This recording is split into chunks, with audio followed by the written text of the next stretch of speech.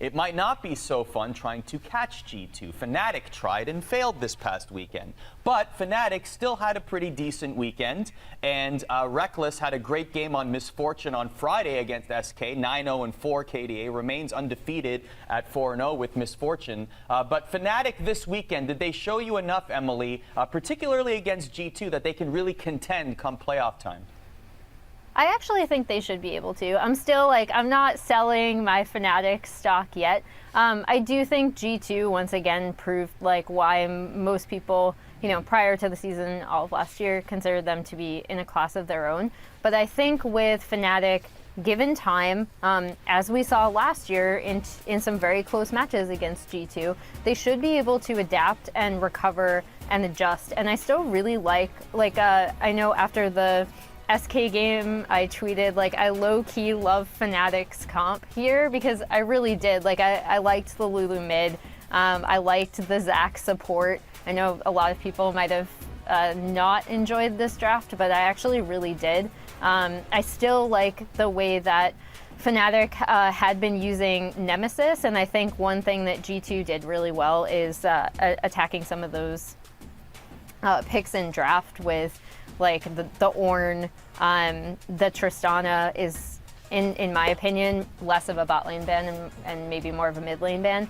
And I think Fnatic didn't look half bad against G2 either. I think they had a pretty strong understanding of how they wanted to play against G2, which wasn't, when we say attack the bot lane, you automatically think, oh, okay, Selfmade's going to be bot the entire time, and that's what's going to happen.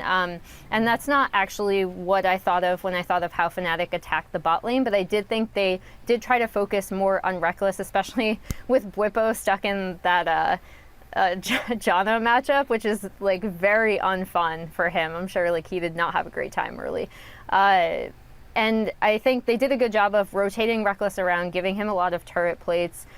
They had a strong approach to the early game, in my opinion. So I think the pieces for Fnatic are there, and it's just a matter of continuing to have those internal discussions of how they want to play, how they want to make the most of this team. And I mean, I do think there is a world where Fnatic can topple G2. I know we always go back and forth between these teams, and when G2's struggling, we're like, okay, it's definitely going to be Fnatic, and now G2 just beat them, and we're like, okay, no one can touch G2. But again, similar to last year, I do think there's at the very least a world where we will see Fnatic going up against G2 and in a best of 5, and it will be remarkably close. Where do you guys think Fnatic are related to G2? I will say this. I agree with who said this here. Hold on one second. It was Zarmak in chat. Bwipo is so good. He makes top lane look fun. I think he's my favorite player to watch in the LEC, honestly. He is consistently fun to watch, and he has consistently good performances. Yeah, I mean, he is what you consider a top laner with a lot of flexibility and really someone who can perform at the highest level. To Emily's point, though, I think that Fnatic is going to be a contender, not just domestically, but when we reach the World Championship, if they continue in form, I think we can see another 2 League of Legends teams from Europe be very competitive among the fold, right? We've seen that in past years. Fnatic was in the World Championship 2 years ago. G2 was in the World Championship Finals 2 years ago. Sorry, and G2 was in the World Championship Finals this year. But they've also been very competitive generally, and I think that they will continue to be. This is a really strong region that at the very top, Europe looks like it is building world competitors, and it looks like they're going to continue to level up. The thing is with Fnatic, and this has always been Fnatic for some time now, has been that Reckless is the center of this team. You have to play around him. There are certain players that have left Fnatic because they don't like that fact that you have to play around Reckless. But that is how things work, and I think that we saw, particularly in the SK game, that is how you win games. And if you're G2, or if you're Origin, or if you're Rogue, what you have to do is shut him down, and you have to put him in the ground early to make it work.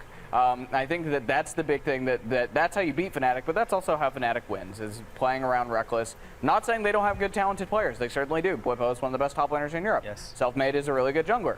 Nemesis is a very good mid laner. Everyone on this team is an above average player, and that's why they are successful in a second place team in the league. But to win games, if you are Fnatic, you have to play around Reckless. That is your win condition.